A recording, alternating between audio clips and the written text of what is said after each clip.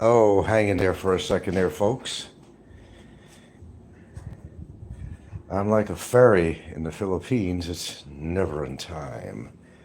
We look right with you here. Got to give some kids some.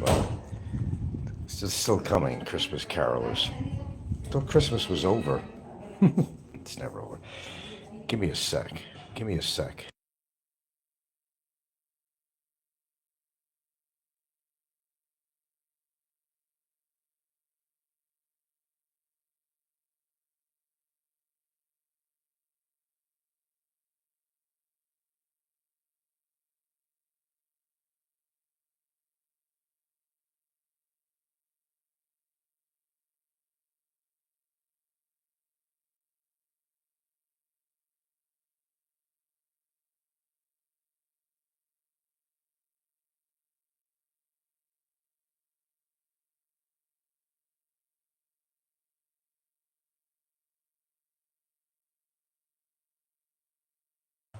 Okay, where was I?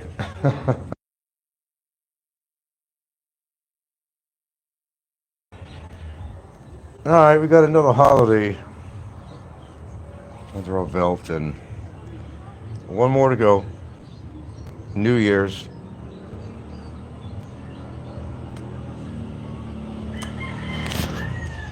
Might as well get some visual out here.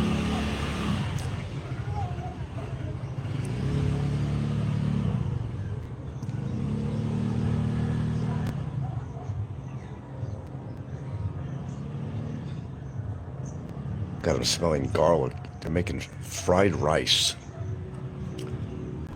Hmm.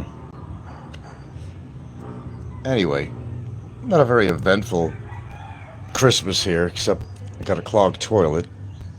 I'm gonna have to go outside to the external clean out and see what I could do with that. I know it's amazing they just don't use toilet paper out here, but man, I use a ton of that shit. Okay, so the morning after show.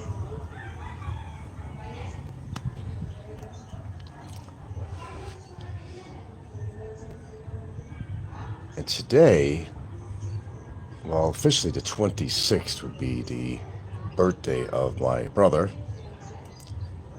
If he would have made it, he would have made it if he's 73.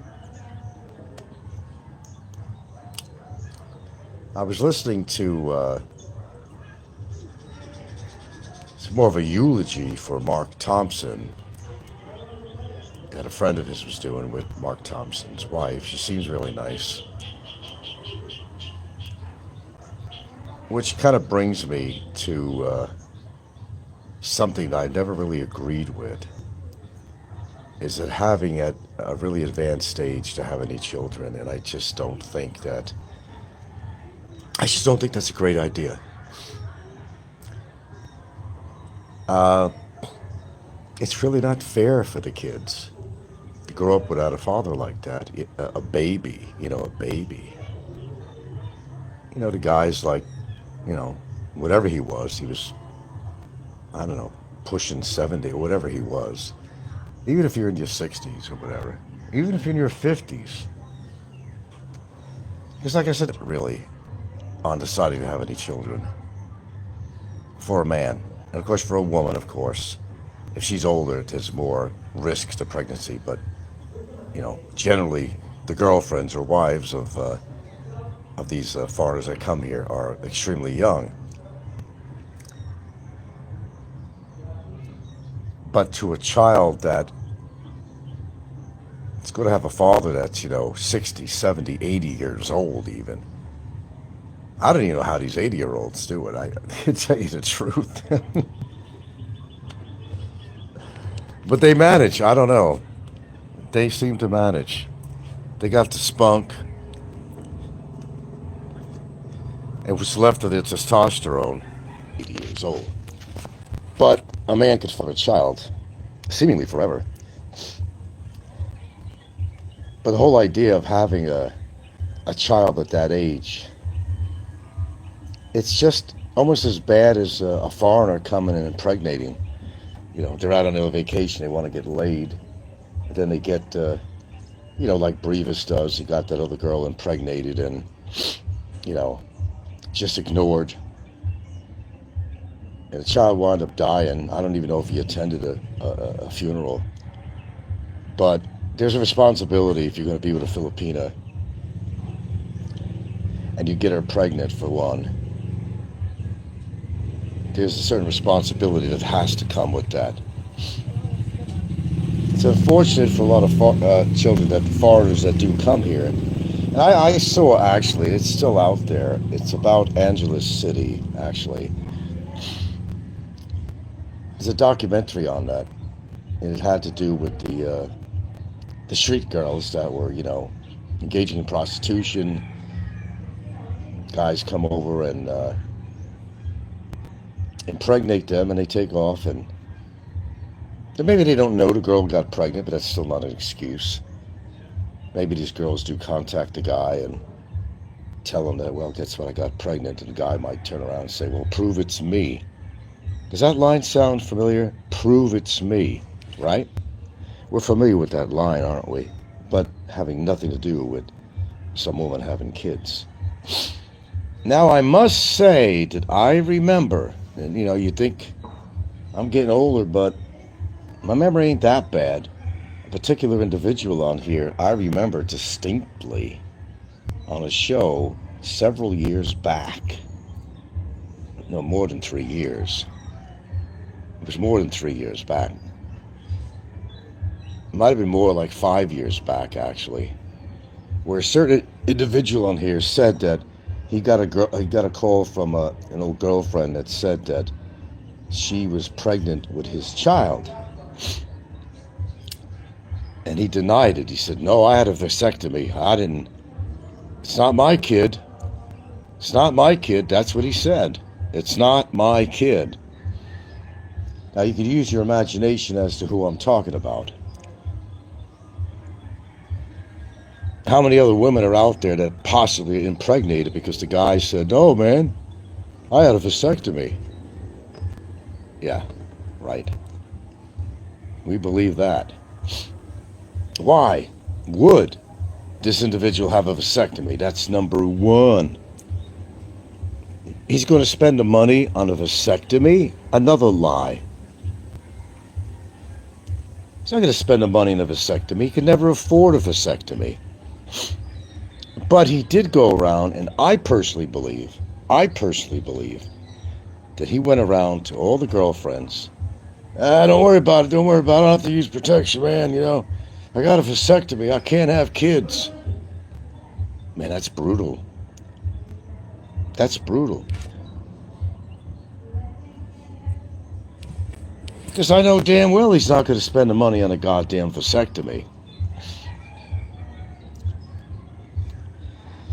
Okay, so back to Mark Thornton, people like that. There is a big responsibility. Well, actually, the Filipina always wants to have children. So sometimes the guys are pressured into having children. Now, first of all, what do you really expect when you get together with a gal who is, 18 years old, 20 years old, never had children, gets married to a foreigner? She's going to want to have kids. That's what Filipinos do. And there's an expectation there. So if you've never had children before and you're a relatively young Filipina, you're going to want children. So they're totally understanding the age of their partner, a foreigner who is quite advanced in their age. They're well aware of that. They know what age he's at. But there's still an unlevel of fairness even to the Filipina, because she knows that if she gets impregnated by an aging foreigner, that this child is, not going to have much time with this foreigner daddy. So again, how fair is it to the kid? How fair is that? I've seen plenty of guys that look like they're on death's bed, walking in the street with their little Filipina, and they got a stroller with a little baby there, and I'm like, man, something's not right with that.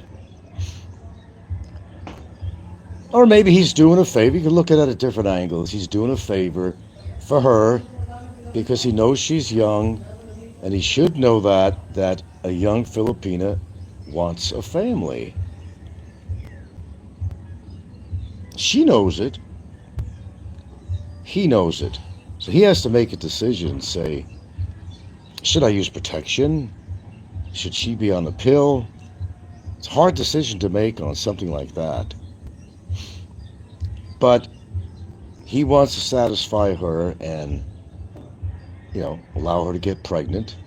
Or maybe he thinks that he cannot impregnate a woman because he's so old. His testosterone levels down, and this and that, and whatever, any of the health conditions and all that.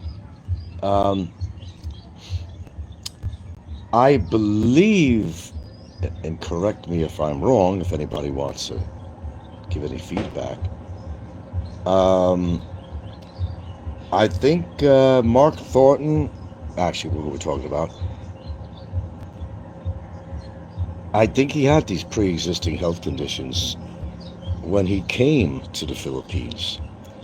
Now, I'm not knocking Mark Thornton, and certainly not in any way that Ricky did. That was inexcusable. That was just totally inexcusable. And I've seen all the comments on Ricky's show, and it was disgusting, even for Ricky. But that's the kind of attitude we have with psychologically unfit foreigners that come to this country and use and abuse Filipinas. So what if they become pregnant? Or what if you promised them the moon, the sun, and the stars just to get laid? And so what if they get pregnant? There's so much irresponsibility that goes on with these foreigners that come here. It's disgusting. All right, I think Mark Thornton's wife will do okay. Initially, I think there's a possibility maybe she's getting half of his Social Security somehow, whatever. But people are donating to her, and that's perfectly good. That's perfectly fine. She seems like a really nice gal from an interview I've seen. And it kind of seems that she truly did have feelings for him. Henceforth to say that not all Filipinos are just using men for their money or whatever. I think she seemed pretty genuine. Not a bad looking gal either. But the other thing is too, there's a responsibility on the foreigner, not just the pregnancy thing, but when they have pre-existing conditions and they get together with a young Filipina and they get married, if you got pre-existing conditions, and if you know about them, that should be spelled out to the Filipina, because she's going to marry you and hopefully have a lot of years to spend with you, and she needs to know what is your overall general health. Now, it reminds me of, what was that movie where this beautiful blonde chick, she was actually like an alien, okay. What a comparison here. And she needed to mate, and she'd go in the bars or wherever she went, and she had a way of sensing whether the guy was a healthy specimen. And then she would refuse any kind of physical contact with a man that would not be physiologically perfect or good. Well, she'd wind up killing him anyway, but still, I think there's a choice situation that Filipinos have to make in choosing their partners also, because You want a future with them, and you already realize that they're kind of at an advanced stage, and you know to yourself that he's not going to be with me for a really long time. So having that in mind, it's the choices a Filipina has to make too. How old do I want to date? If it's a foreigner guy that you're interested in, what is the cutoff age of something like that? Because as I grew up, and most of us did, and it doesn't have to be in America, that you basically would marry somebody that was somewhere around your age. Maybe there's a few years difference, but every that expression, I want to grow old together with you. I want to sit on the old porch with some oak rocking chairs and be on rocking chairs together on the front porch, and they want to grow old together. But that was a basic concept that I grew up with anyway. You know, you're going to have, unless the person is unhealthy, you're going to live a long life together. And that's the ideal situation when two people get together. They want a long future together. They want to experience a lot of life. But when you have countries like here in the Philippines and other countries, which is unlike the USA and other countries where age don't seem to make a difference really. And there's lots of reasons for that. We could list the negatives and we could list the positives. Both, Filipinos would like to have the golden child, which is somebody who is Caucasian. It's a good talking point at social events. Yeah, I got a foreigner, a white guy. And that's a trophy to a lot of Filipinos. I don't know why they don't appreciate the color of their own skin. I have no problem with the skin tone of a Filipina. I don't have any at all. I don't think there's anything wrong with their skin coloration. They should be proud to be who they are, their skin color, and not try to be white. And they're using all these whiteners and things that just don't work. Papaya soap and all that, very popular. It's an easy sell to Filipinos. First thing you see, you go in a department store, you got whitening soaps, papaya soap, and all that kind of stuff. It doesn't work. But unlike in other countries, in the Philippines, you could sell anything, and you can make any claims that you want that this is going to whiten your skin. It's not going to whiten your skin. It doesn't work.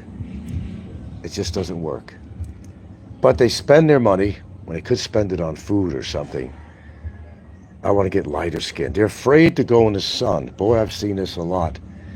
They don't want to get any darker. I have no problem with the color of a Filipina, what their skin color is. I don't have any at all. Man, I'm white as Casper the Ghost. And compared to her,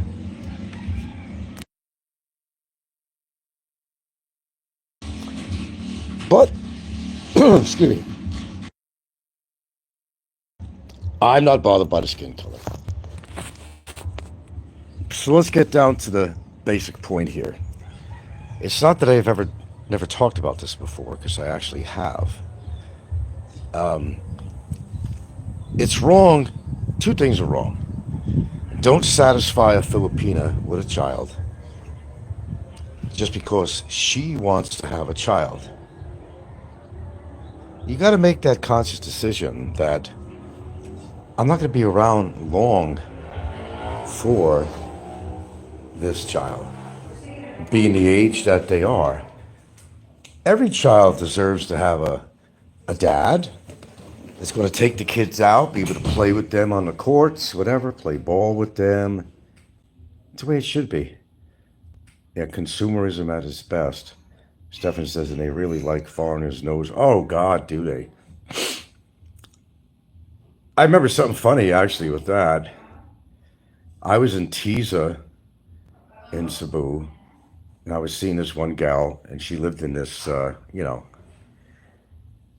than desirable compound, squatters. Before I got to the gates, there was these Filipino guys out there sitting around drinking beer. They're going, Arnold Schwarzenegger, Arnold Schwarzenegger. I'm like, what? I was white, and I don't know, Arnold Schwarzenegger doesn't have a big nose. But anyway, Arnold Schwarzenegger. Because I have a European nose. Yeah. Yeah, Wilbur, we look exotic to them, yeah. Yeah. I told you I had this girl out here that was feeling the texture of my hair. So what are you doing? She's never felt the foreigners. I mean, she was exploring me like how would I compare it to? Like making a decision, should I be with him? She's telling me to turn my head. She wanted to see my profile. She's testing the texture of my hair. She wanted the whole meal, the meal experience of what a foreigner's like. 'Cause she had at that point never been with a foreigner ever. So she was exploring me in every way, and I do mean in every way. And that was kind of a weird experience for me. Nothing bad, but I mean, it's kind of a weird experience on that. And that's where I feel that I just feel that you, as a foreigner that come here to the Philippines that wants a serious relationship with a Filipina, and you all know damn well, you don't want anybody your age. You could get somebody your age where you came from. You know damn well you're coming here because you're at an advantage. The advantage is that and that's why you're coming here. You had that knowledge before you came to the Philippines that it was easier to find a young woman out here. Okay, now how do I look at that too? I mean, my girlfriend is 20 years younger than me, so that's still, a little bit significant. I mean, if you compare it to the United States, but we're not talking 30, 40, 50-year difference. I'm sorry, but that's ridiculous. That's ridiculous. Totally ridiculous. And as I said, of course, it's not fair for any children that are born. They should be able to have a father in their lives for like a long time, you know, when a kid is old enough, he's still alive to go walk and play. The father could play games with him, take him to a little sporting event or whatever. That's what's fair to the child. But you can't tell people what to do. They're going to do it anyway. They're not thinking of both sides of the coin. What's fair for her and what's fair for him? And as you look at it, just as an observer, and I've seen this so many times, if you had some old codger in America, 60s, 70s, 80s, older, okay, in America, and you were with an 18-year-old girl and you're walking with a baby, oh, you're going to turn heads. Now, I know it don't matter what people think. It shouldn't matter what people think, but believe me, they're not going to think very highly of the gentleman that's with this girl. It's like cradle robbing is the way Americans look at this.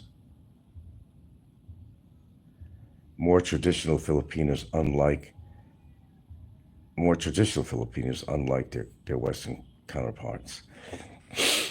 Now, it's not like all Filipinos are going for foreigners. That's not true. A lot of Filipinos decide to stay within their own ethnicity, shall I say. Generally, and this was spoken from other vloggers before, and it's correct actually, the socio-economical class of the Filipina could determine. And yes, generally, a Filipina that comes from a well-to-do, wealthy, or a little bit higher class is going to choose a Filipino man. And it will generally be encouraged by the family to keep the family bloodline going and all that kind of stuff. when you're at that lower socioeconomical, level, and you're a poor Filipina, it's a lot different. They're going to go for a foreigner that has money. I'm not talking really necessarily a bad thing, but they want a foreigner that could at least be able to provide. Where the foreigner is not sucking money off the Filipina. And we know that there are foreigners that do that, don't we? Foreigners offer better long term security for the most part. So you can't really, on one hand, you can't blame a Filipina for wanting to be taken out of a level of poverty. And even if it's just a slight step up, one or two steps up, you don't need 5 or 6 or 7 steps up. Even if it's 1 or 2 steps up from how she's living, where the gentleman can actually afford to live in a very clean, modern apartment or house, that he makes enough money to put food in her mouth and can provide that needed security. And that's important for them. And I don't blame them. If I was a Filipina, and I've been growing up with just abject poverty in the house, and sometimes they don't know when they're getting their next full meal anyway. They ran out of rice. They wait till they get more money. Oh, I've seen that a lot out here. And I've actually helped people out that were in that situation. And we happen to know a certain family that we've helped out ever since I've been out here and became godparents to their children. And we help out when we can. We always make sure that every Christmas they come over here, and we always have gifts for the kids. Nothing terribly expensive or anything, but you'd be surprised what makes these children happy. When the mother cannot provide to get even a simple gift for their children. It's hard living that way, man, unless you've ever experienced that. I've never have, but you know, I see it.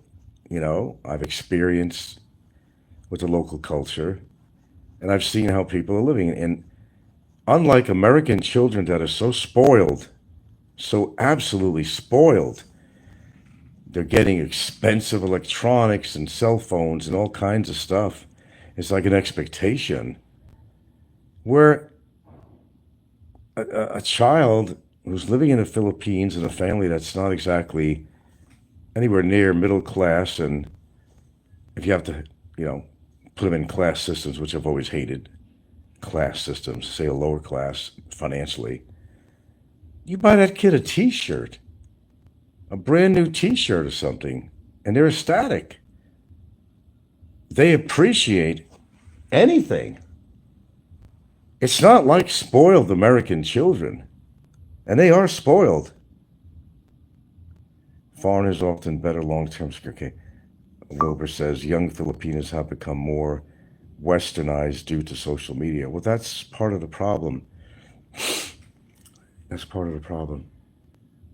They want to live that westernized life.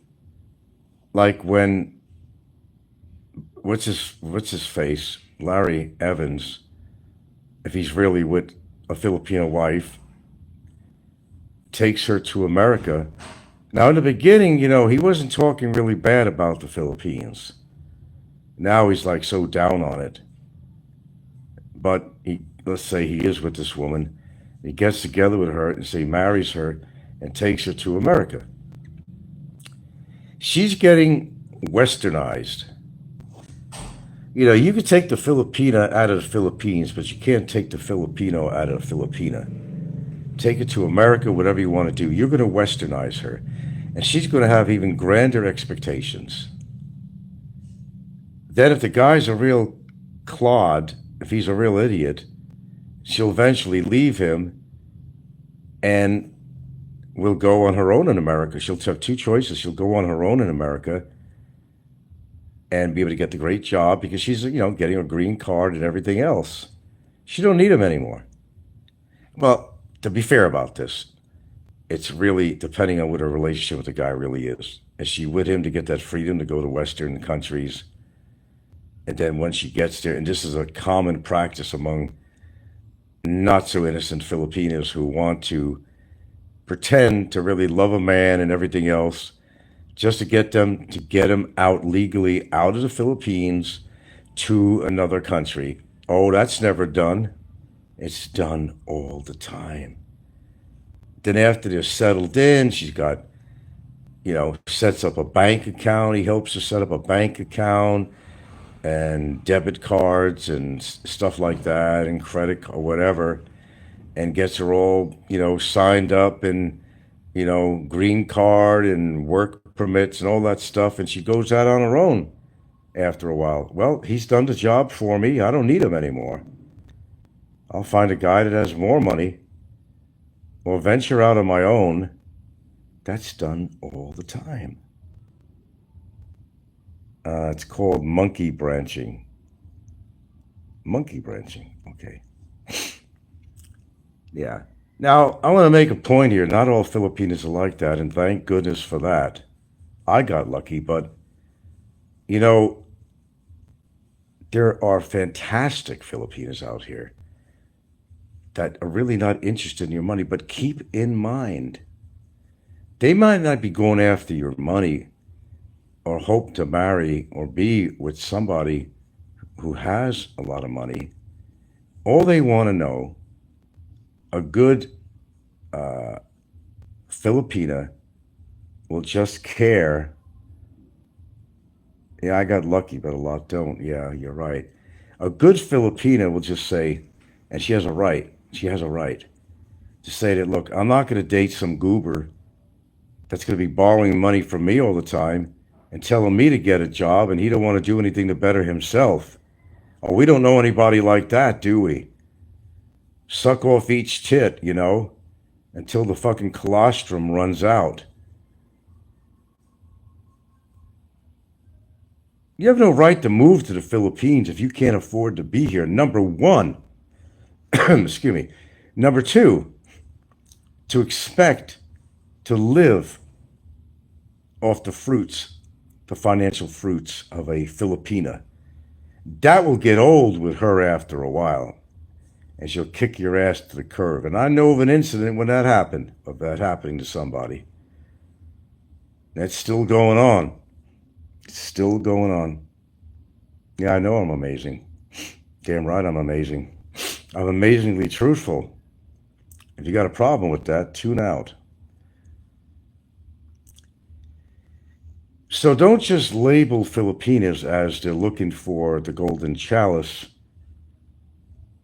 because they're not always like that. And we can't label them all in one group. But I would definitely venture to say that they do want better than possibly how they're living right now, when it seems like they have no future.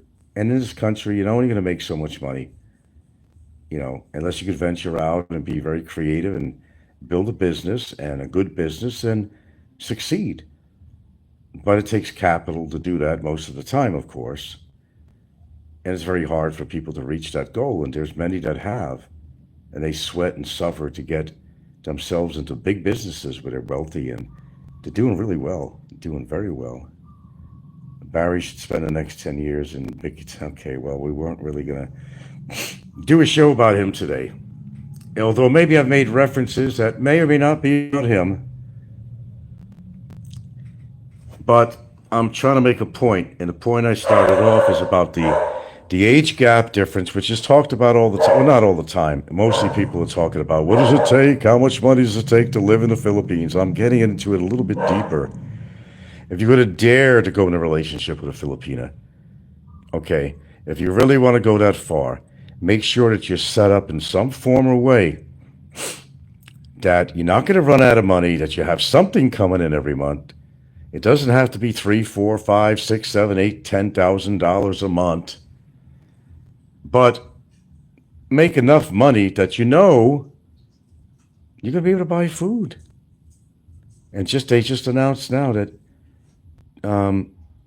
gasoline yesterday in the Philippines has gone up. What was it, 12 pesos? Everything is going up. Everything's going up. You dare to get into a relationship with a Filipina, you better be able to afford her. But to expect your Filipina to have a job, that's something she could do on her own. That's something she could do on her own. And it's a good thing because it keeps you occupied, brings in more income, and she feels important. That she feels like she's contributing to the relationship, which is good. And for her own future, in case things don't work out with the guy. It's a good thing to do to have a job. But there are some foreigners that come here and they even make a statement, I'll never go to date a Filipino that doesn't have a job. Oh, gee, I wonder why. I wonder why. I wonder why. Such a mystery. Such a mystery. You know why.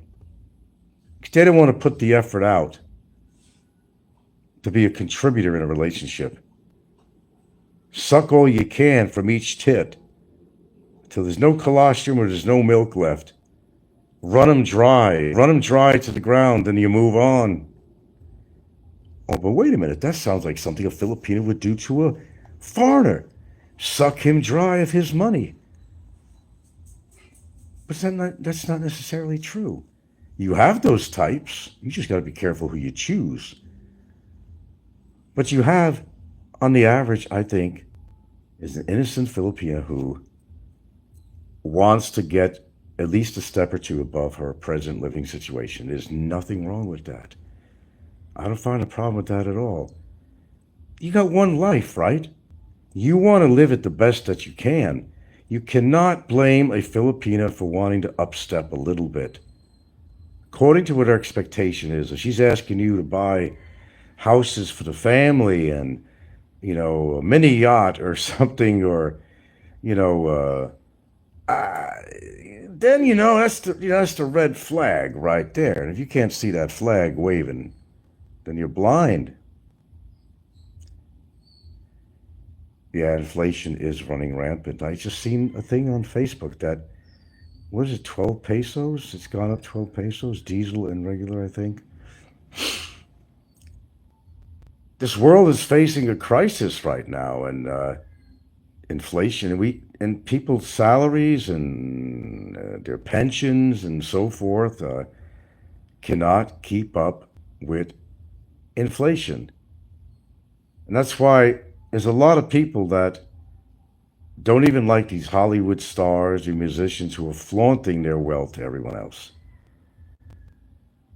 Living in a fucking 26-room mansion. What the hell do you need a 26-room mansion for? And why do you need houses all over the world too? And villas in France and whatever? Well, maybe their financial manager said that you want to be able to, and what's the word? Something their portfolio, expand their portfolio and find other ways of getting tax credits and all this other stuff. But the wise ones will buy property to rent out. That's why some stars went broke. Some people invested their money very wisely. But I've always thought it, even people I like Stallone and other people, they're always flaunting their riches. And look at the Shaq, who flaunts it all the time. But he's generous, though. He's got that big gold necklace, and the guy stands up like the Empire State Building. But he's actually, I think he's pretty cool, actually, Shaq. He does give. And he doesn't care what color you are, either. I've seen things where Shaq was giving bicycles and different things to kids and all that. But Stallone, I'm kind of like, in between with him. Because he likes to flaunt his riches. What did I just see recently on the Facebook feed? He just bought this. Oh, what the hell was it? I really thought it was really like he was throwing his wealth in people's faces. Don't get me wrong. If you earn your wealth, there's nothing wrong with that. And the other thing is, too, you have actually no obligation. Because you were successful and you did something in your life and you were successful, you have actually no obligation to support anybody else. You got to look at it that way too. These people worked hard in their professions, and some people, And even I think that sometimes that if you're that fucking filthy rich, you know, then, you know, help out. Help out some people. If you're a fucking multi-billionaire, we don't even talk about millionaires anymore. That's extinct. Being a millionaire is significant, but it's not as significant as it was. Now, what's significant is now a billionaire. When I was a kid, if I knew somebody was a millionaire, because we didn't have many billionaires around when I was growing up, you never heard of that. But you heard of millionaires, right? That was common back in those days. But now with high tech and people making big money, and we got billionaires now. People got even a trillionaire. There's a couple of people that are pretty close to that, some sheiks or something, but a lot of money. In some sense, it's almost like where I'm saying that it's really not an obligation to go save the world. But in some sense, there is somewhat of an obligation to help those that are not as fortunate as you are. It could be a case by case thing. It could be on a broad scale. Now, what was it? Elon Musk was talking about something that was, what was he saying? I don't know if he was going to do something with his money that was going to, relieve the starving people of the world or something. When you have that kind of crazy ass money, then maybe it is a certain obligation. You remember the Bill Gates Foundation, and he got together with all these other rich people, and they vowed that they would give a certain amount of their riches away. Now, I don't really know whatever happened with that. Let's see, reduce the taxes. Yeah, the guy in the opinion, this guy was a troll anyway. This guy, his opinions on everything is so sad and pathetic. Talking to you. Well, what am I saying that's not truthful, Jay? I mean, I could take you off and block you, but I'm not going to do that. I'd like to understand your way of thinking. Why is it? He doesn't even help his fake family. Ah, we know who that is. That's Barry. That's Barry. Hi, Barry. How's the jail doing today? No, I don't have a fake family. And like I've said on other shows, they don't have to be blood to be your family. And if you think that way, then you don't understand what family is at all. Veterans that have served together and actually seen action, they're a family. Blood, they're brothers, they call it, the brotherhood. You going to tell me they're not a family? People became close to other people? We're godparents of some Filipino children, 5 of them. They're not my blood. But I could consider them family. I got 2 dogs, they're canines. They don't have human blood. They're my family. My girlfriend, she's my family. So it's kind of a really warped way of thinking. I don't know how he's living, and I don't really give a shit, really, to tell you the truth. As I said, when he dies, he's going to die from ugling to death. It ain't going to be a heart attack. It's going to be ugling to death because the guy is so ugly inside. But that was a lame statement. That was Barry. I'm sure it was Barry. Just look at yourself and your own situation, Barry, before you make judgment on me. Keep that in mind. Who's living better, me or you? Who's in a better situation, me or you? Who has found somebody that truly loves me and I love him back? I don't know about your girlfriend, what her motives and intentions are, but there's a good chance she actually does have feelings for you. That's why it's so a shame for her that you're using her as a fucking tool from your toolbox. As he's done with everybody, sucking on every tit, getting that milk out, but sucking a poor kid's colostrum first, then sucking all the milk out until the tits are saggy and dry, can't offer anything more, then moves on to the next girl with the next job. Pretty sad. Pretty sad. So the concept of family, which is still intact to what we're talking about here from the beginning, because I was talking about how fair is it for a child to you know, have a dada, a foreigner dada, who was like a half a century older than his partner, and he's not going to be around long enough to maybe see that kid grow up to even talk, if it gets that far, before he passes on, be able to play with his child, teach his child, go on fishing trips or something with his child. It ain't going to happen. Unless you're one of these really fortunate, I'm trying to figure what I want to eat. I don't know. Unless you're one of these fortunate, I've seen on an interview with, had to do with Mark Thornton. A friend of his did a little interview with Mark Thornton's wife, I mentioned, and there was another guy that actually Mark Thornton. Actually, I'm kind of going off track here. I've seen a show where Mark Thornton has actually interviewed a guy who was the son of a gun was 86 years old. He looked better than all of us together.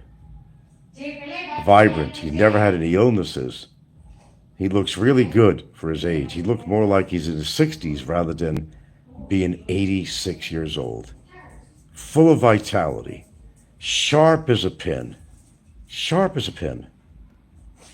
Very intelligent. Is able to comprehend. Able to express himself. Very agile. Now, nobody knows how long they're going to live, but if you had a man like that, well, okay, the girl's not going to know how long the guy's going to live. But let's say the girl is really young and she had a very vibrant husband, you know, she married. Very healthy, supplements, exercises. That's a good bet. It's a good bet that their child might actually get to spend maybe 20 years with daddy. But unfortunately, what we see a lot is all these dudes are coming here with, you know, pre-existing health conditions. And that was the whole context of why I started this show, and make it a point on that it's not fair to the kids. Okay, Anthony says, some guys can't offer anything, nothing at all, no money, no children, not even their time, which is preoccupied with dealing with being incarcerated. Yeah, okay. God, talk about preoccupation. Jesus Christ. Some people got to face their reality, that what is, and just face their fucking reality and move on with it. I don't see how putting hateful shows on every single fucking day is going to help this guy's situation out at all. In fact, it's made it worse, and he knows it. He knows it on some level of consciousness, but I don't know. It's like he's in some kind of a self-induced coma or something. Where the reality is that you want to do things that make your situation better, right? With anything. A better job, a better whatever. Better choices in life. But how are you going to reach these goals if you're in self-destruct mode?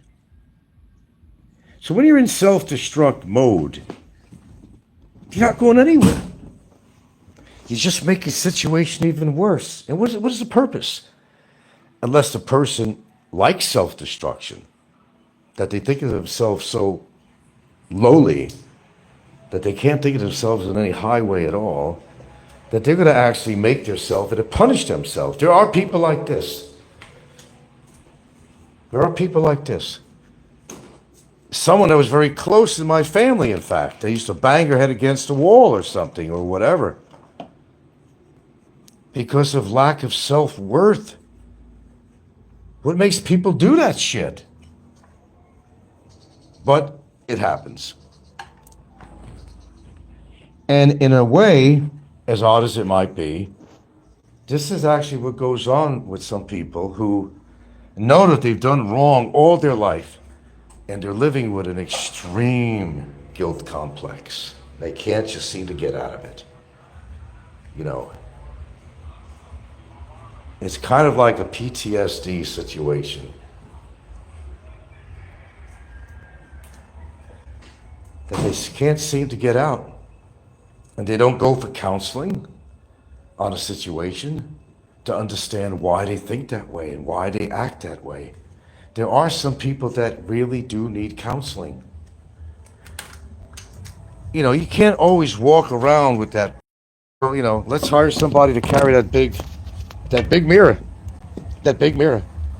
To have this man look in this mirror and reflect upon himself and who he is and what he does. To make him realize that you can't go through life hurting people all the time. You can't go through life abusing people all the time. You can't go through life sucking the life's blood out of your woman all the time and everybody else. That sometimes you gotta stand on your own goddamn 2 feet. What title? Sometimes you gotta stand on your own 2 feet.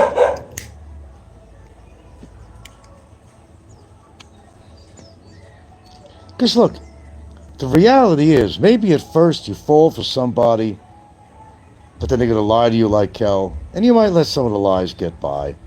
But as time goes by and they find out that the person's been lying to you the whole time about just about everything, I was watching this series last night, and this is one of the issues with one of the couples in the series. Is that the woman wants the guy, and vice versa. They want, say the guy, to be totally honest with them. Tell me about yourself. Tell me who you really are before I'm going to marry your ass and whatever, if I'm going to spend my lifetime with you. Be honest with me, the woman would say. Something happened. Well, you never told me this before. Why didn't you tell me? Oh, I didn't think it was important. Or maybe it's important to her. Maybe it's important to her before he gets together with her to say, hey, look, this is what I'm all about. I'm a fucking loser. I'm a fucking lowlife. I go after women who have jobs. Before you put her on that crazy train that's going to hit a dead end. The time that she wastes being with a fucking loser is her time. You can't take that time back. You've lost that time when you could have been spending it with somebody who really gives a shit about you and really has a true heart and intent on this relationship. When you're doing that to a woman, that is so wrong. Because you're wasting her time when she could have found a gentleman that is respectful, doesn't call her fucking vagina a fucking wet taco, that's not sucking off of each tit until her milk is just drained for that proverbial baby, if you know what I mean. She has to live too. She needs money to survive too. And don't you have to go and take a part-time job just to support this guy's sorry fucking ass. Now, if this sounds familiar,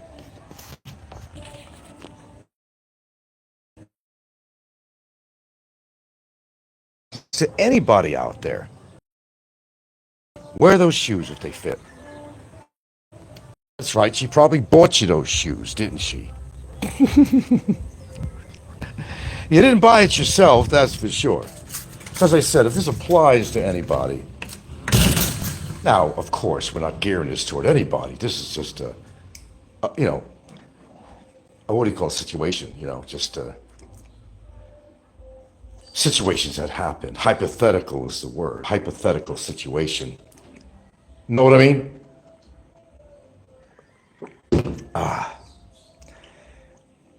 Anthony says, some guys can't offer anything. Not money, not children, not even their time. Okay, we got that. Anthony says, hey, that's a good video. What is? Okay.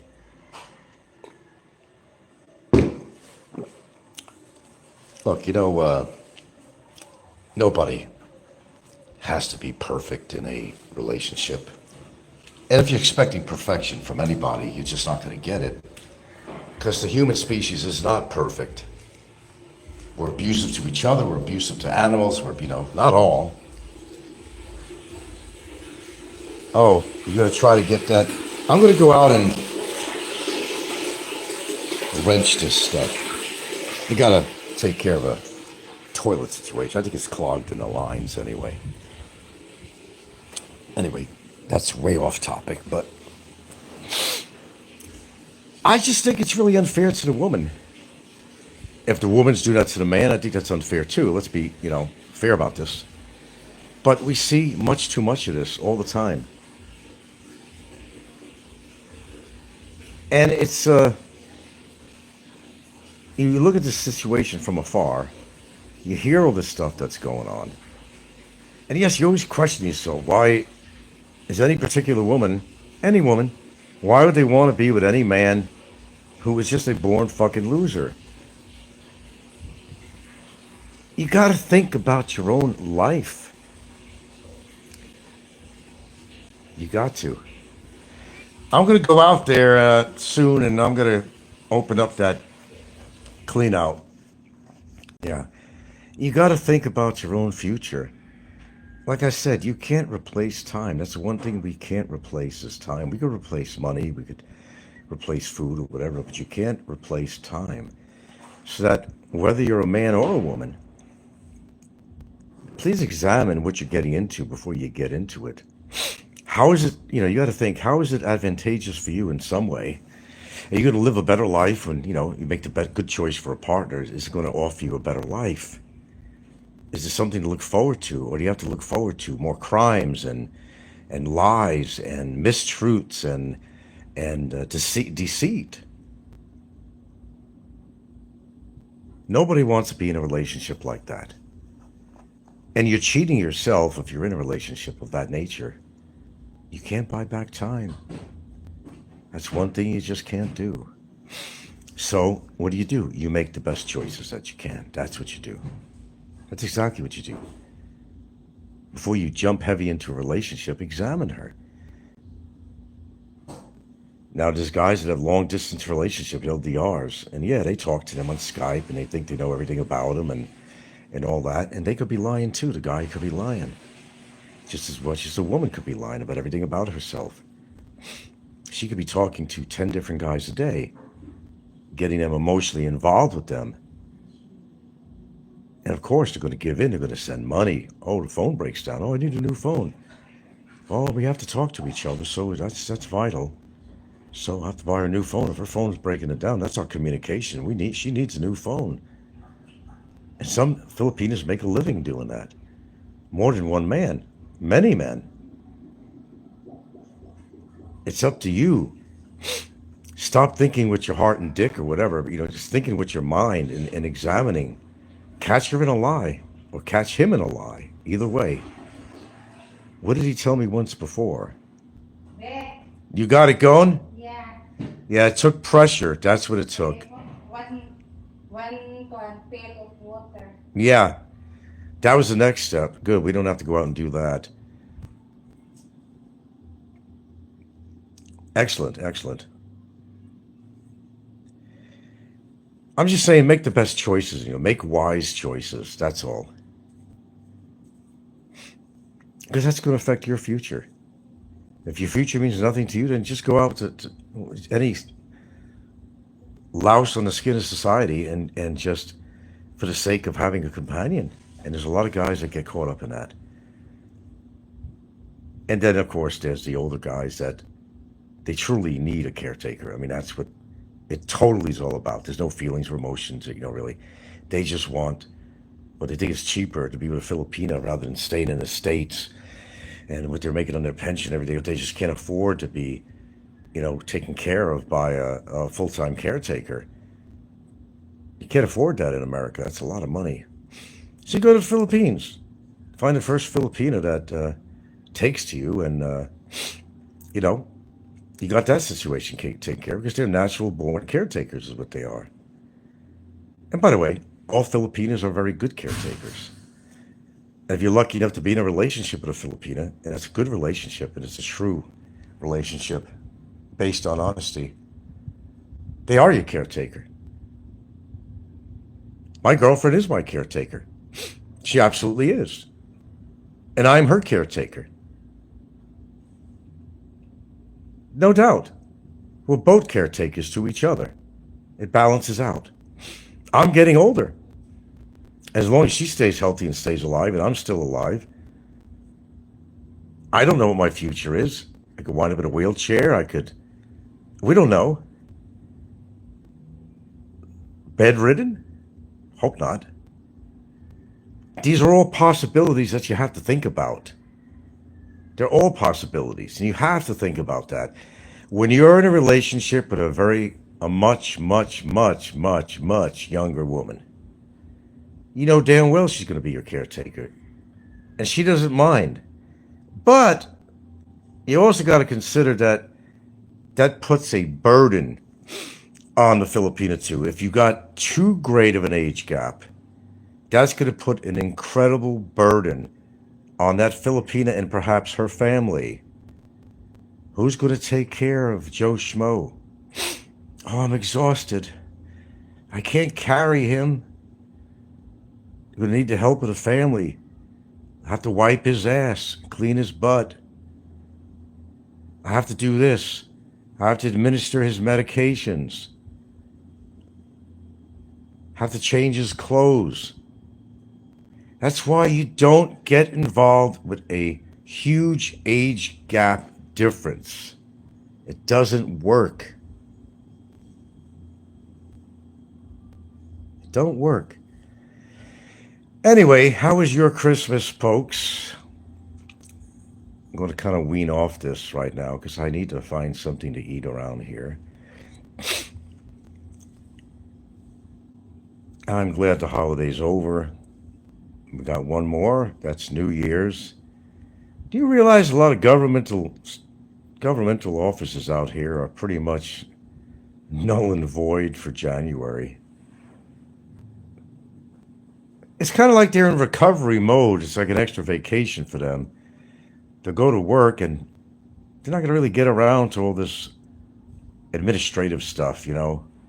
It takes a month for that to happen. So they're kind of back to business in February, you know, the way it works out here. Well, it seems that way. I think I'm right about it. Getting anything done is very hard. And it's another thing, too. If you want to live out here, just know that nothing's going to come fast and easy. That's just the way it is. And again, you do make your choices where you live. And you hear a lot of people saying, I'm going to live close to a hospital as I get old. And that's a good idea. It's not a bad idea. But even if you live close to a hospital with all the traffic and shit, two things. Do you have the money for the hospital? Or number one, how long will it take you to get to the hospital, even if it's only a block away? So some people say, God damn, you live on an island. And you don't have a good reputable hospital out here, a workable hospital that even has a defibrillator. No, I don't. They don't have. They don't. Maybe in Bago, they have a hospital there that probably actually has a defibrillator. This hospital don't even have one. But I've talked to many foreigners, and crazy as it sounds, well, I don't even think about that, they say. If it happens, it happens. You know, that's the attitude. I said, don't you get worried? I met a guy that did have heart conditions. He used to own a business here, a butterfly garden. And he had heart conditions. I said, but don't you get worried that we don't have a good hospital out here?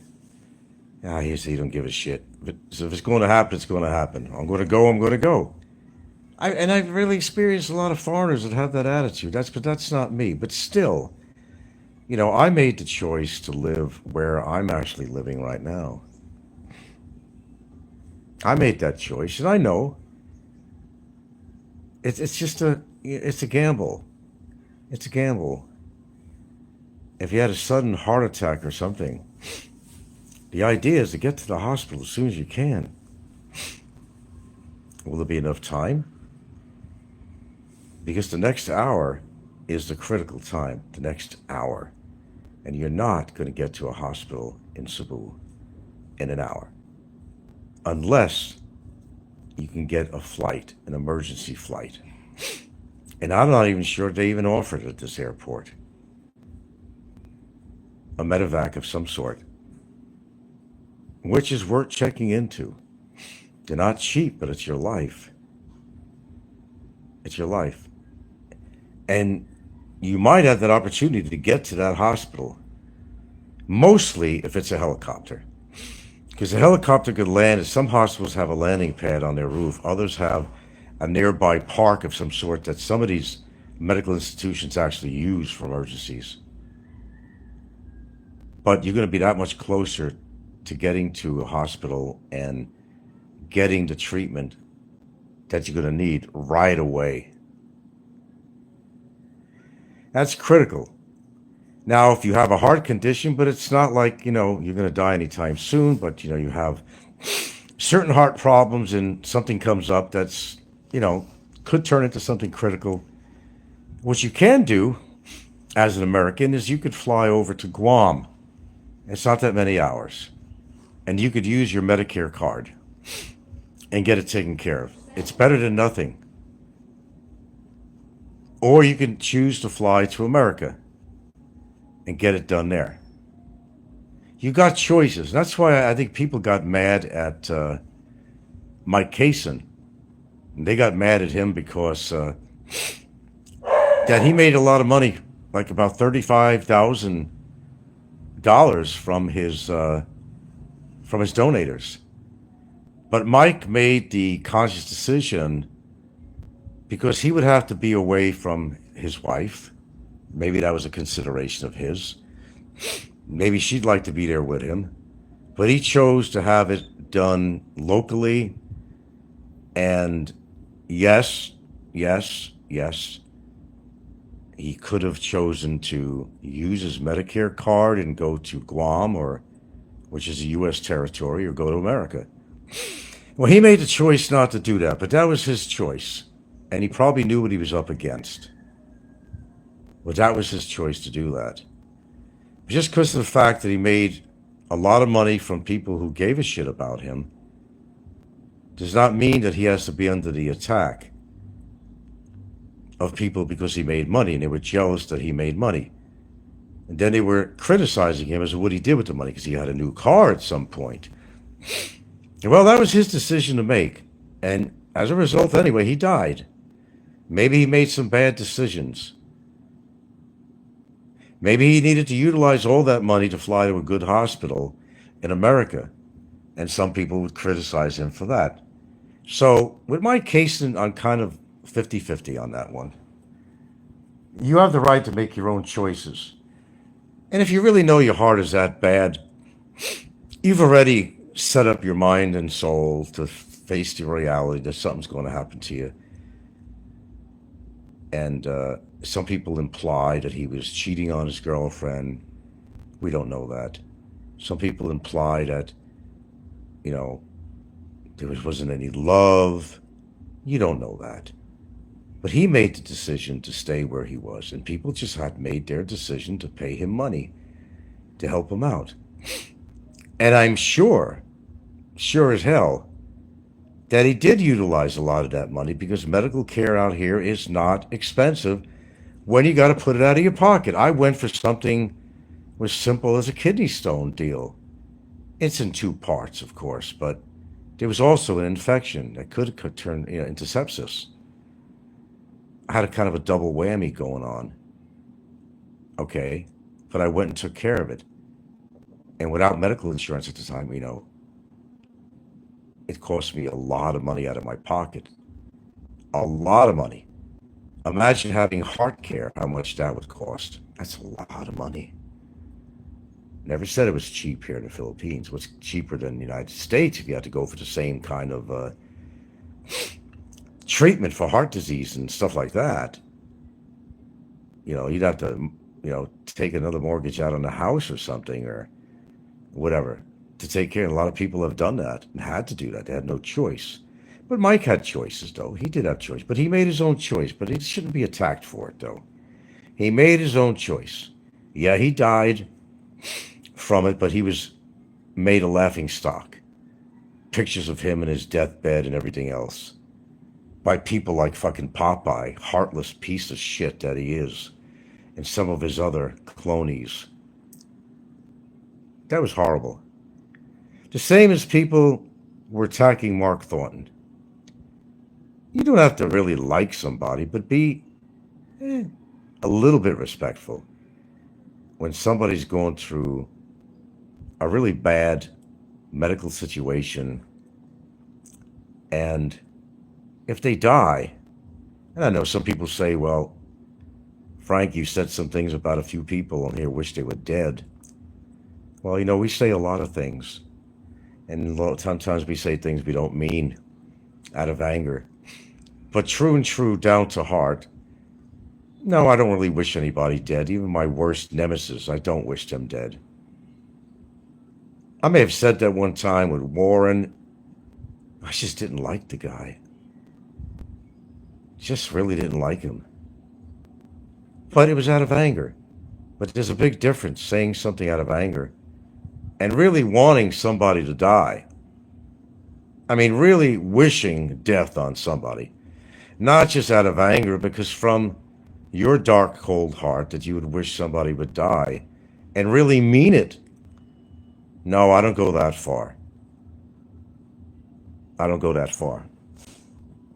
I've said it out of anger, but there's a big difference. Would I really wish somebody dead? Or would I wish somebody to be in so much pain from cancer or something like that? No, I wouldn't. I wouldn't even wish anybody to have a really bad kidney stone situation, because that is not an easy thing. If you know the pain involved in there, some people could piss it out and some people can't. And if you can't, you got some major pain. Even sciatica, I don't wish that on anybody either. I don't. Even my worst enemy. I feel that proper things will happen to the proper people that do really bad things, and karma and everything, whatever you want to call it. But no, I don't wish somebody to suffer from pain. I really don't wish by heart anybody to suffer by death. Death is too final anyway. If you don't like somebody, you don't wish the best on them. But I feel that death is too easy. If you don't like somebody, they've done so much wrong to people, that they do need to suffer a little bit to make themselves feel alive and make themselves realize that life is precious and that you don't go through life doing things, bad things to people. You got to suffer a little bit for your crimes, whether it's incarceration, whatever it might be. You got to do a little bit of suffering to wake you up and say, hey, I did wrong. I did wrong. And I admit I'm wrong. And I'm here for a purpose. But when you go through life being so absolutely bitter at the world because your life is so fucked up, keep it to yourself. Bang a wall or something. Take it out on your pillow. But don't take it out on somebody else in that way. Don't try to ruin somebody's life when they don't deserve to have. There's a difference between whether you deserve to have your life ruined because you've done so much fucking wrong and you don't want to admit what you did, and you want to continue to persecute somebody. Oh, I know what you're going to say. Well, what are you doing to this guy? Are you not persecuting him? No, he put himself there. I didn't put a gun to immigration's head and say, keep him in there 20 months. No. Nobody put a gun to immigration's head and said, hey, do this and do that. It's not the way it happened. He just did a lot of wrong, and now he's got cases against him, and he has to stay there. It's not my doing. It's his doing. He shouldn't have done what he did. And now he's paying the price for it. So no violin players on here on this one,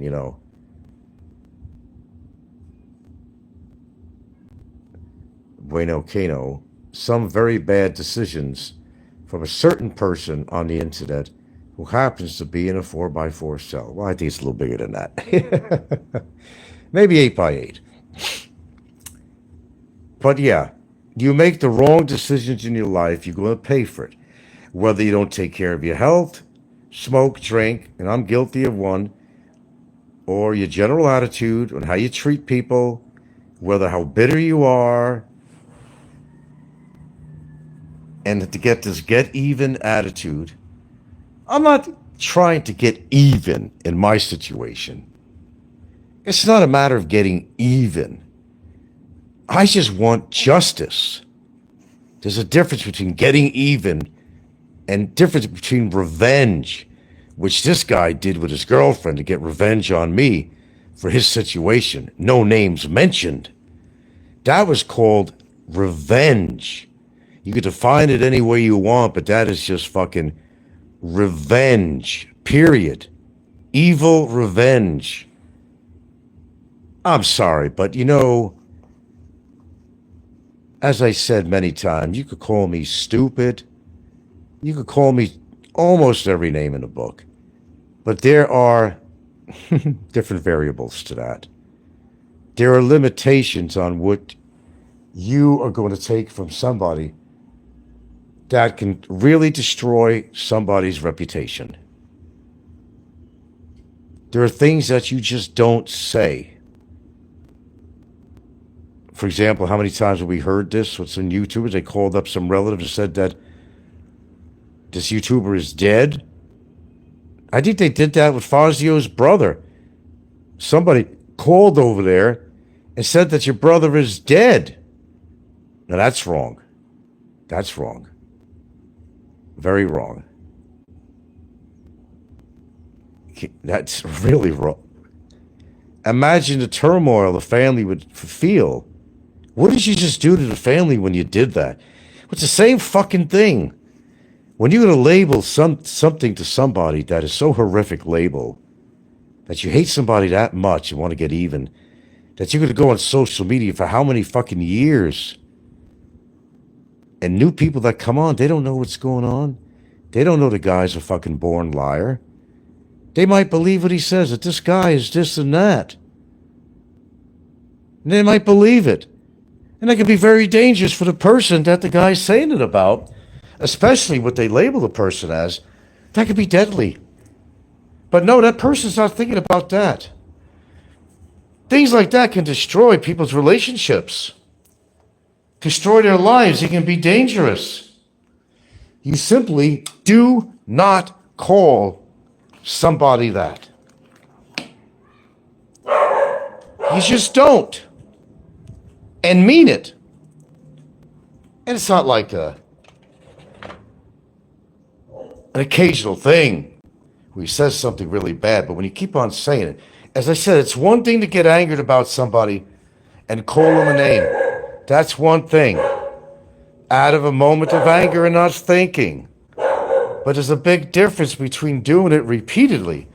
All right, we've all said things out of anger, and I certainly have in my personal life and on YouTube. But the big difference is, did I mean it? Did I mean it? Or was it just based on anger? I'm human. But there's a big difference between just proliferating the hate, proliferating what you're calling somebody, and not thinking of how it affects that person, and not only that person, their partner, their wife, their family. There's a big difference. Simply put, you don't do that. And he did. He did. And continues to. This is where mental illness comes in a big fucking way. Because why would you want to continue doing something? If you're frying an egg, are you going to fry it to the point that that egg turns to ashes? You're not going to turn off the burner when it's cooked? You're going to know when that egg's done, when that fried egg is done. You're not going to burn it to a cinder.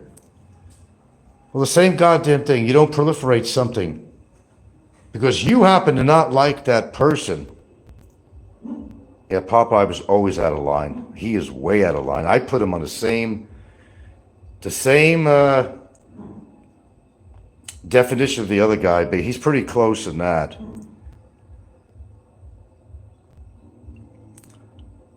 His actions show he has served 0 hard time, not 1 day so far. Well, maybe that'll change. We could only hope. We could only hope. But if you're a praying person, pray. Pray. Pray. It's okay to pray. I have no problem with you praying. I may not be religious, but I have no problem with you praying. Pray that this man gets the justice that he deserves. Justice in the sense that there has to be some kind of sentencing that's going to be appropriate for him. He's going to have plenty of time somewhere to think the people in his life and what he's even done to himself.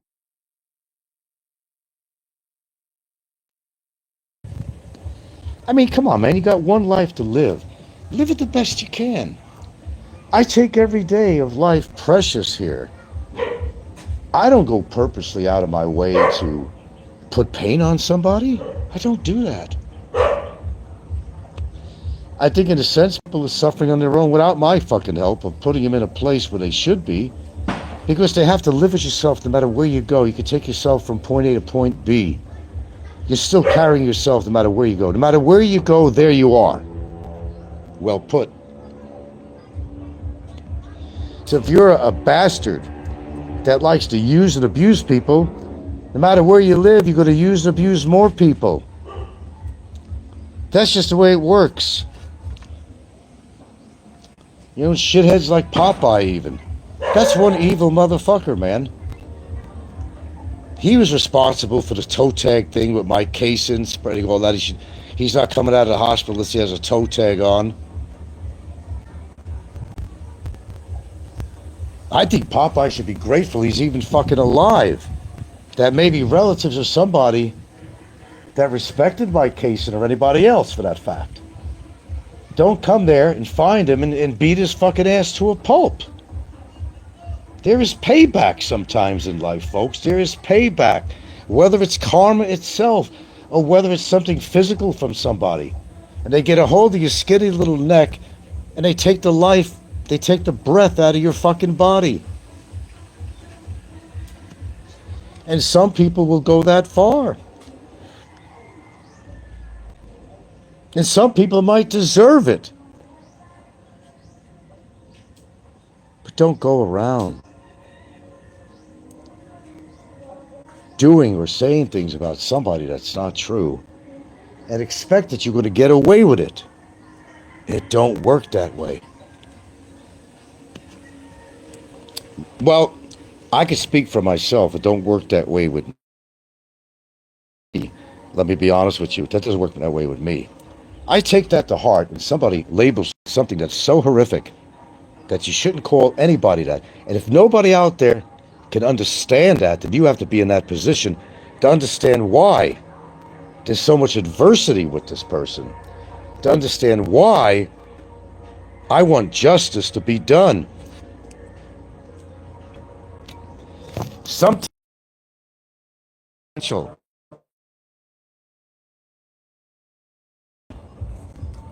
Put them in a fucking jail cell long enough in an environment unlike the cushy environment they may have where they are now, being incarcerated. Put them in a real situation, see how they feel. They're going to become very insignificant in a large prison, let me tell you that. They will become very, very insignificant. And everything they do and say is going to be watched. They might even get the paddle. No, it's not pleasant being in Philippines prisons. And I'm not talking about detention centers.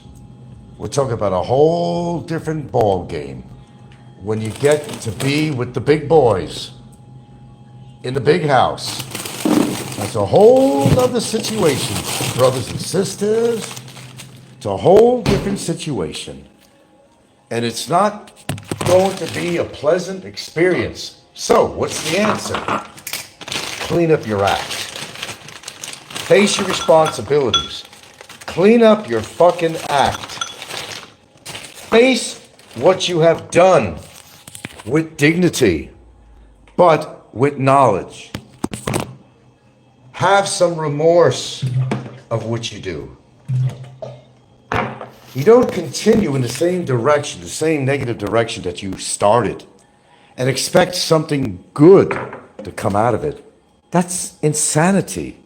That's pure fucking insanity. What do you expect? Seriously. It's not a Monopoly game. Get a free get out of jail card. Although life is kind of a monopoly in itself, but just know what you're doing before you do it. And know that there are consequences to everything. That's me, that's you, that's everyone. To know that there are consequences on everything you do in life, man. Whether it's your health, whether we're talking about that, whether it's legal things. You're the one that's responsible for your output in life, what you do to other people. Face that reality. Maybe you have a better life. Just maybe. Just maybe.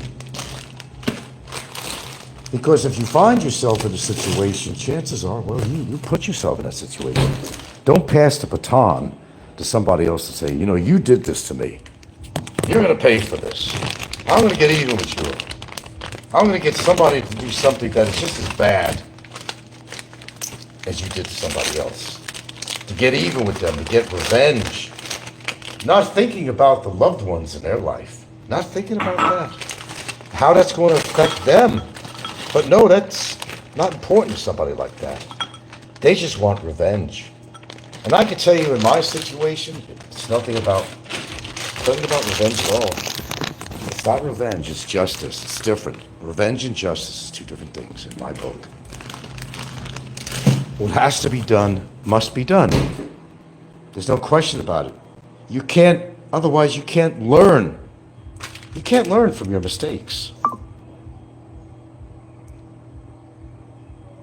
Florida requires learning more about black history. Oh, what's that all about?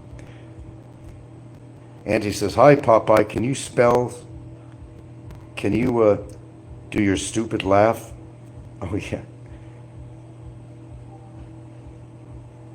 Don't want to stay at the Bangkok Hilton.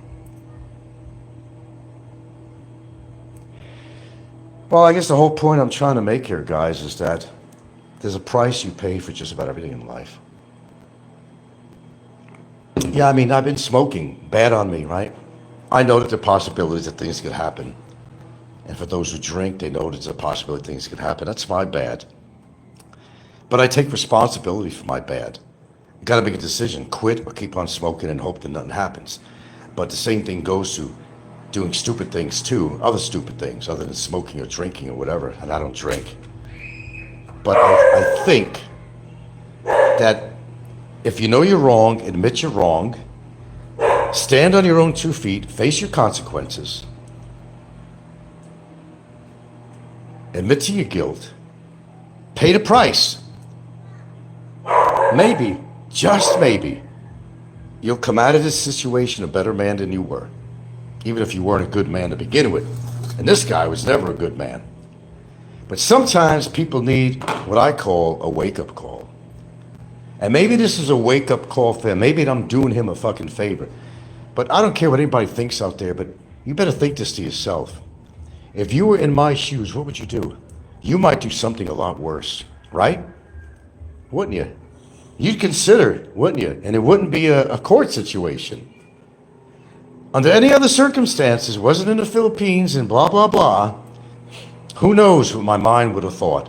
Because the way I grew up is you didn't have to go to court. You took business in your own hands. You got it over with. That's what you did.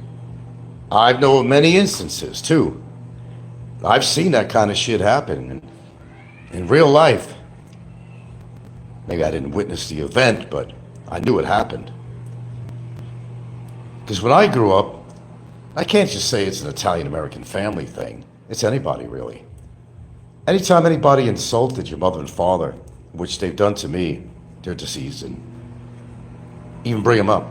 And somebody will bring up your girlfriend, you know, your wife, and they don't stop doing it. They make fun of how many kids they have, like there's something wrong with that. So what? So what? It's none of anybody's business how many kids. Now, to be honest with you, in this world, I would never promote having a bunch of children. But if they're already there, you can't hold that against somebody because they had more than 2 children. And then be an asshole and call them a basketball team or something and make these little snide remarks. And the thing on family, this particular guy doesn't have a clue what fucking family is. He doesn't have a clue. Not whatsoever what family is. And it's not fucking blood. It doesn't have to be blood. Not everybody gets along.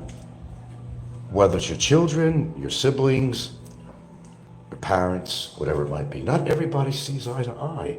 Not everybody does. That's life. And sometimes you got to accept it. That we don't see eye to eye. There are plenty of people that don't talk to their brothers, sisters, parents, cousins, and they have a reason for it. And you can't judge their decision on that because maybe they know something better than we do. Why somebody would be alienated from family members? It doesn't just happen. There has to be reasons.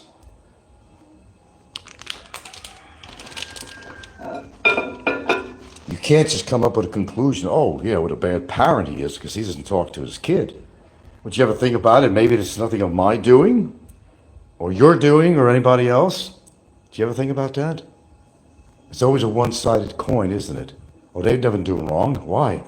Isn't this guy, it's not his brother or sisters or parents or their child's life? Why? What a bad guy this guy is. But when you don't really know the situation, you can't make an evaluation of such. You can't. You can't force somebody to do something that they don't want to do. You can't force somebody to think your way. You can't force somebody to have your beliefs and values. You can't force somebody to do something that they simply don't want to do. That's life. That's just fucking life. Suck it in.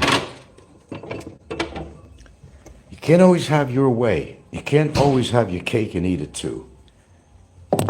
That's just reality. But if you have 2 parties that don't agree with each other, don't see eye to eye and never will, that creates a problem. You think I'm kidding what I have for breakfast? We got Brussels sprouts. We got a bowl of blueberries here.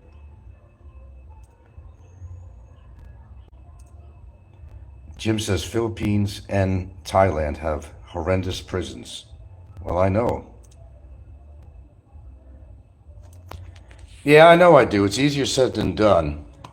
And the only reason Goober quit is because his lungs are really messed up. You can still hear him. But then he's taking the vaping like that's any better. There's still nicotine and everything in there. He's taking the vaping. And what we all used to hear is coughing spasms, and he still does. He would not make the choice of quitting smoking unless he knew his lungs were so fucked up that he had no choice. Or the fact that he had to have an expenditure of money to buy the cigarettes. That would be a reason to quit smoking. That would be a reason. It sure would. Based on finances too, and general health. And I certainly don't advocate smoking. I absolutely do not. But I said I'm not big for resolutions. Perhaps New Year's, well, maybe we'll go that direction. I've got some smoking aids here, and if you keep active and stuff, you can do it. I've done it before. I've actually done it before successfully, but not for a really long period of time, though.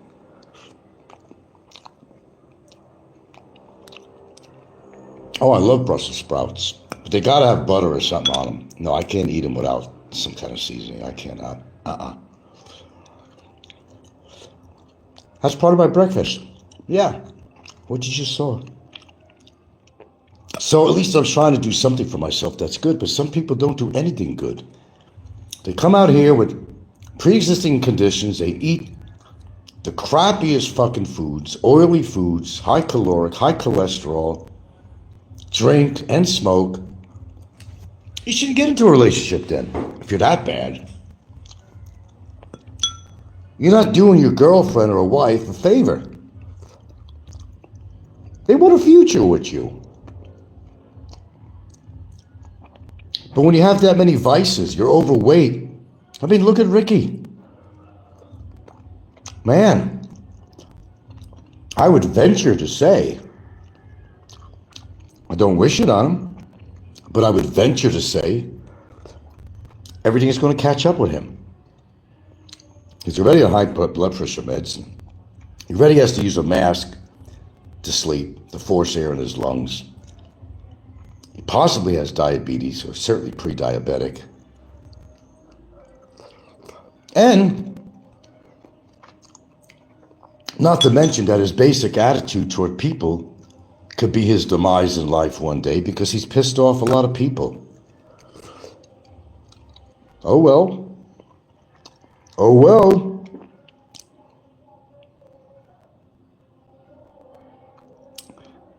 And that helps, huh? You gotta have a mindset too, though, Wilbur. But not to make excuses, and that's really what it is. When you have things that are going on in your life that are unsettled, it's very hard to quit. And yeah, we all use that as an excuse. We all do. You got to make that decision to just stop, whether it's drinking, smoking. You got to make that decision, stick to it. And it's hard to go through withdrawal, but if you can get by the first week, you're almost home free. As I said, I've done it before in Hawaii. I wasn't a smoker anymore. Didn't even think about it when I got up. My brother was proud of me. I was proud of myself.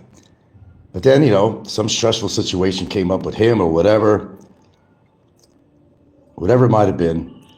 I say, fuck it. I went out and bought a pack. Well, that's kind of how it happens. Well, he showed a big bowl of it. Remember, he showed a big bowl of Viagra? Yeah. As I said, I don't really believe in that stuff. I really don't. I'm very skeptical of that. I haven't needed it, but if it came a time when I did, I'd consider it, but I'd be kind of fearful. Now, here's a problem with Viagra. If you have, some people have heart conditions and stuff that they don't even know about. They'll tell you not to take Viagra if you have any kind of, arrhythmic problems, rhythm of your heart. If you're having any issues, okay, but you may not know about it. And then you take Viagra, and that can be really dangerous. That's what I'm saying. Because some people don't know that they have a heart condition. They don't know. And they're taking Viagra, that could be really dangerous. So I don't believe in that. I just really don't. I'm being honest with you. I don't believe in Viagra. So what do you do? I don't know. I don't have an answer to that. I don't know what's safe to take. But, our incarcerated friend seems to be an expert on erectile dysfunction. Could it be that maybe he has? The stud?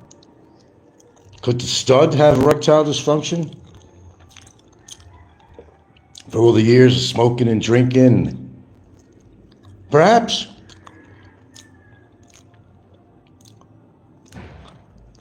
I had a banana. Just had a banana on top of my Brussels sprouts. And I gotta wait for my blueberries to defrost. I have my bowl of blueberries. It's better to do some good things for your body than do nothing at all. Perhaps you got a vice, you're drinking, you're smoking. Not good, right? But if you don't do anything good for your body, and just let the bad take over, then nothing good's going to come out of that. You have a better chance, if you got a vice, to at least treat your body in other ways a lot better than the vice that you have. Do things, take supplements, eat the right foods. Yes, it is a responsibility to yourself. Know what you do in life. But truthfully, our environment, you don't have to, not making excuses, believe me, I'm really not. Our environment is highly toxic, for the foods you eat, to the air that you breathe in on the street with fumes, exhaust from factories. I mean, it's all around us. You can't get away from it.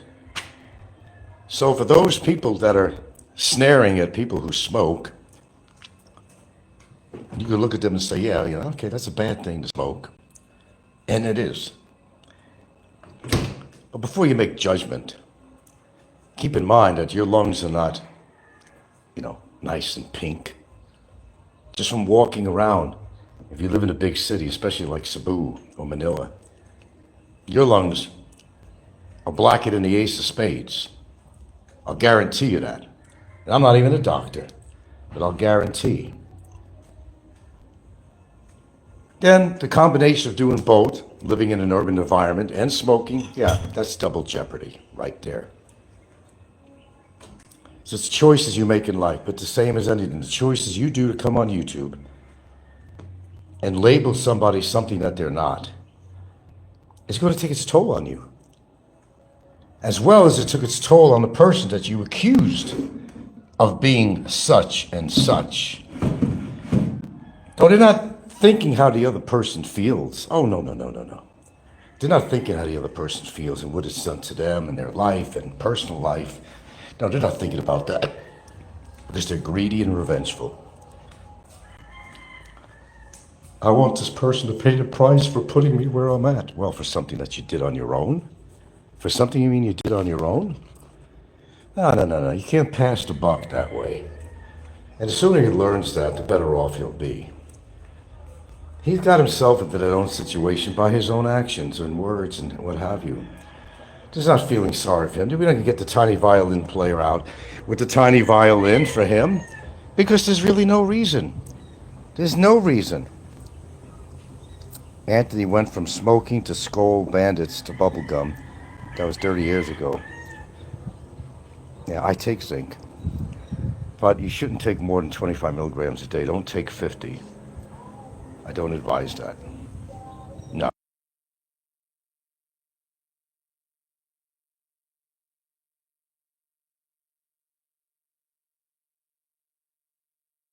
In fact, I gotta buy more zinc. I'm running out. So anyway, it's really up to you what you want to make of your life. Remember, your life is short. It might be shorter than you think. Try to make the best of it. I don't care what it is. Just try to do something good in your life to replace some of the shit that you do. And just come to the conclusion, it's not always the other guy that's making your life miserable. Maybe you're making yourself miserable, so take responsibility to that. Well, guys, I hope you had a wonderful Christmas. Me, I was never one with the holidays. I'm glad I've been like that too. My brother was like, a lot of people I've known, they said, I just want the holidays to be over. It's all commercial shit. And yeah, of course I gave in. My girlfriend got a nice gift. It's a combination gift for Christmas and for her upcoming birthday. Why? Well, if I couldn't afford to buy it, I wouldn't buy it. But it's nice to be, and I'm not